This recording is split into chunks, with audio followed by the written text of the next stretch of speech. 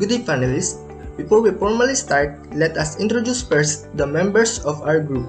Let me start first. My name is JB Evangelio. I am the facilitator of the group. Good day, everyone. My name is Lovely Daphne Gilamon. I'm spokesperson of the group. Good day, everyone. My name is Robert Manilag. I am the timekeeper of the group. Good day, everyone. My name is Cecil M. Castillo and I am the recorder of this group. Good day, everyone. My name is Mary Day Calalis. I am the technologist of the group. Good day, everyone. My name is Lawrence Escamilla. I am also the spoken person of the group.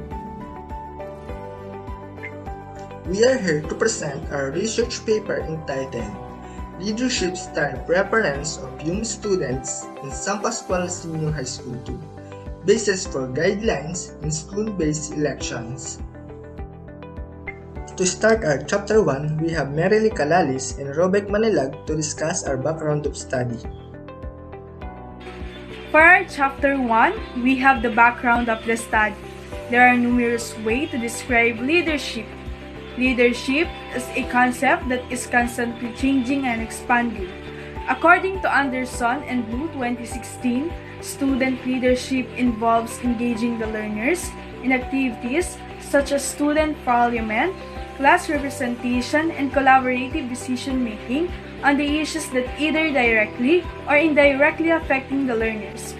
On the other hand, according to Reynolds and Takama in 2003, effective leaders evaluate how their action and decisions may influence other opinions, as well as how those perceptions will influence the leader. Based on the Deaf and Order number 49 series of 2011, the Supreme Student Government is a student organization authorized to operate and implement programs, projects, and activities for our benefit of school students and other constituents of the academic institutions. This study is pursuing at the researchers believe that they need to study about this because with this, student, teachers, the SSG, and the administration may identify the preferred leadership styles of the respondents and determine the problem encountered relative to this also. The student body will benefit in this study because they can voice out their views and suggestions about the performance and services and the student government. Additionally, this study can notify the administration if the student government is competitive and active and if they are performing their duties and obligation as a student body under the supervision of the San Pascual Senior High School 2 and the administration. The output of this study will be the proposed guidelines for school-based election in San Pascual Senior High School 2. To discuss our statement of the problem, we have Lovely Gilamon to do her part. The statement of the problem. The research study aims to determine the preferred leadership styles of young students in San Pascual Senior High School 2. Specifically, it seeks to answer the following questions. What are the preferred leadership styles of young students in San Pascual Senior High School 2? What are problems encountered by the young students in dealing with their leadership styles references? Based on the result of the study, what guidelines may be proposed for school-based election in San Pascual Senior High School 2? Next, we have the significance of the study to be discussed by Cecil Castillo and Lawrence Comia. The significance of the study. This study is significant of the following. School administrators. The result of this study will give them information in implementing academic plans when it comes to the leadership in school in San Pascual Senior High School 2. SSG coordinators and officers. This study also helps in providing them sample time to evaluate their leadership styles and technique more likely to improve their leadership skills. This study is also significant of to the following. Learners, they will be more prepared to face the world of work because they will have the 21st century skills in leading their subordinates. Future researchers, The findings of the study will open new avenues and will serve as their guide in conducting similar studies. The scope, limitation, and delimitation of the study will be discussed by yours truly. The scope of this study will focus on the young students of San Pascual Senior High School 2. This study will cover the prepared leadership styles in students in San Pascual Senior High School 2, the problems encountered by the young students in dealing with their leadership style preference, as well as the guidelines to be proposed for school-based election in San Pascual Senior High School 2. Also, the study is only limited to the responses of all young students in San Pascual Senior High School 2 using self-constructed questionnaires which are assumed to be true and correct. On the other hand, the study is delimited to the students who are not the young strand and to those young students who are unavailable at the time the survey will be conducted. It will also be delimited to the young students from other schools. For the Chapter 2, the review of related literature, this chapter shows the review of some related literature which have significant details and necessary information that will help to better understand the study. This will present conceptual literature and research literature for broader knowledge about the relevance of the current study. We have Lawrence Comia and Lovely Gilamon to discuss all about the conceptual and research literature of the study. The conceptual literatures of the study. Conceptualizations of Supreme Student Government, the Department of Educational Order Number 47 Series of 2014 is all about constitution and bylaws of the Supreme People Government, SPG in elementary schools, and the Supreme Student Government, SSG in secondary schools. On the other hand, Department Educational Order Number 11 Series of 2016, which is also known as Additional Guidelines to the Department of Education Order Number 47 Series of 2014, ensures another participation and representation in the student government SG across all year level and the basic education program BEP, including in the SH students learning leadership styles. Leadership is also influence a process in which the leader seeks the voluntary participation of subordinates in an effort to reach organization goals according M.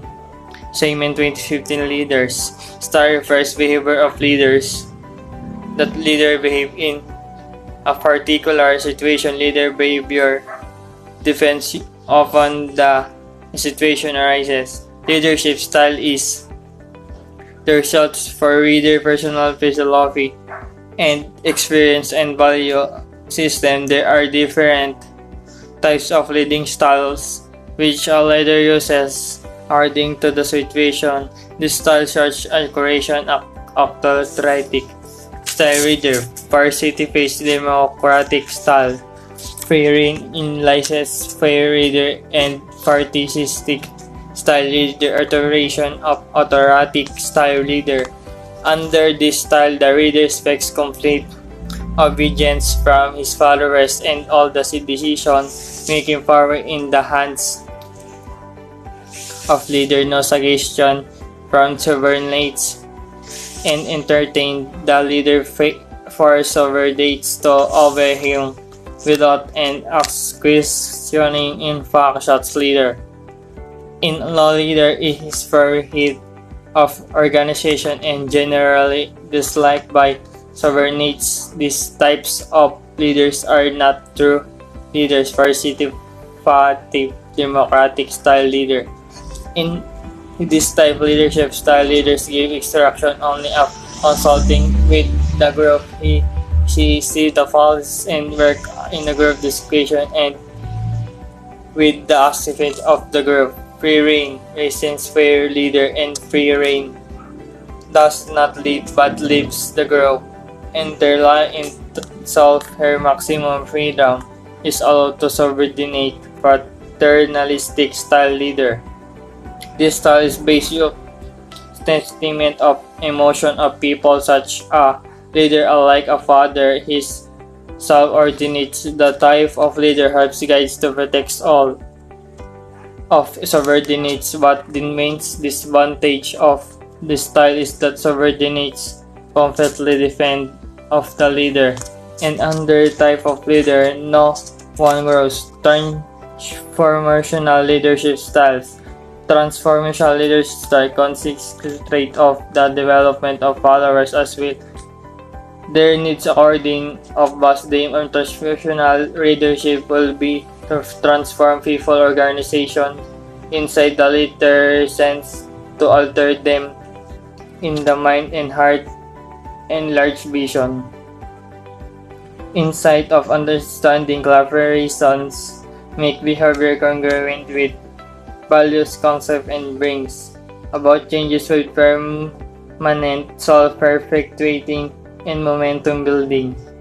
Transactional leadership styles. Transactional leaders really is more about traits between the leader and followed by followers and are compensated for meeting specific goals or performance criteria based Bernard and explain to transactional more negative, active or passive for management by expectation. Transactional leader motivate followers to exchange, for example, accomplishment work exchange for the preferences. For the research literature, we have Lovely Galamon to discuss it. The research literature of the study. Kruger, Nixiers, and Sligers postulate that leadership is no longer proposed as having a direct influence on academic outcomes, but indirectly influence instructional organization and culture. On the other hand, the study of Raiola states that a variety of leadership styles seek to identify the direct or indirect influence of school leadership on learning. Look at leadership and teacher efficacy, traits that impact learning, and consider school leadership traits that lead to students' achievement. Meanwhile, according to Hybels, there are 10 leadership styles, namely visionary, directional, strategic, managing, motivational or inspirational, shepherding, team building or scout, entrepreneurial, the engineering, and bridge building leader. Visionary leader has a crystal clear picture of visions, is enthusiastic about the vision, casts the vision continually, is future oriented and believes the vision will occur if you discuss it enough. Directional leader has the innate ability to choose the right path at critical moments. Strategic leader has the ability to break down the vision to a series of sequential achieved steps. Managing leader can be able to organize the people, process, system, and resources to achieve the vision. Motivational or inspirational leader has the gift of inspiration and can transfer that to the followers. Shepherding leader has the ability to build the team, and the leader cares so deeply for the team and builds a strong sense of community. Team building leader knows the vision and has a plan to achieve it, but understands that it takes a team of leaders to achieve it. Entrepreneurial leader possesses some of all of listed styles but function optimally in a startup mode. Re-engineering leader possesses some of the above listed styles, but their challenges is turned around an organizations. bridge building leader, has the ability to bring a wide variety of people together. This leader is diplomatic and negotiates well. Chapter 3. This chapter includes the discussion on the research methodology of the study, the subjects, the simple technique, research instruments, data gathering procedure, and the statistical treatment of data. To discuss the research methodology, we have Robert Manilag. The research methodology of the study. This study will employ the descriptive research design. According to Ritchie at 2013, the researchers that uses descriptive approach can effectively design a structured questionnaire with both open-ended and closed-ended questions, can have the information collected and be presented statistically. The researchers will try to analyze the respondents' opinion, attitude, behavior, and satisfaction level in relation to the study. More specifically, it helps answer what, when, where, and how questions regarding to the research problem. To discuss the respondents of the study, we have Lovely Gilamon. The respondents of the study. The participants of the study will be the grade 11 and 12 UMC students of San Pascual Senior High School 2 during the school year 2022 to 2023. The research instruments will be discussed by yours truly. The research instruments of the study. Validate questionnaires will be used in the said research to determine the prepared leadership styles of the young students in the San Pascual Senior High School 2. This will be validated by their teacher in Practical Research 1 and other experts in the field of research. After all suggestions will be incorporated, the final draft of questionnaire will be made and produced using Google Forms. Part 1 of the questionnaires will be cover the students' prepared leadership styles. Part 2 and the last part will cover the problems encountered by the young students in dealing with their leadership style preference. To discuss the data gathering procedure, we have Merily Calalis. The data gathering procedure of the study. Upon the approval of the title along with each statement of the problem, questionnaire will be constructed. Then, it will be validated by the teacher in practical research and other experts in the field of research. After all suggestions will be incorporated, the final draft of the questionnaire will be made and proceed using Google Forms. To discuss the statistical treatment of the study, we have Lawrence Comia. The statistical treatment of the study. In this study, the following statistical tools were used to analyze and interpret the results. 1. Mean. This will be used to determine the average answer of the respondents. 2. Composite weighted mean. This will be used in this research. It's a type of mean and calculated by multiplying the weight or probability associated with a particular event of outcome with its associated quantitative outcome and then summing all the products. That ends our presentation. Thank you very much for listening. Stay safe and God bless us all.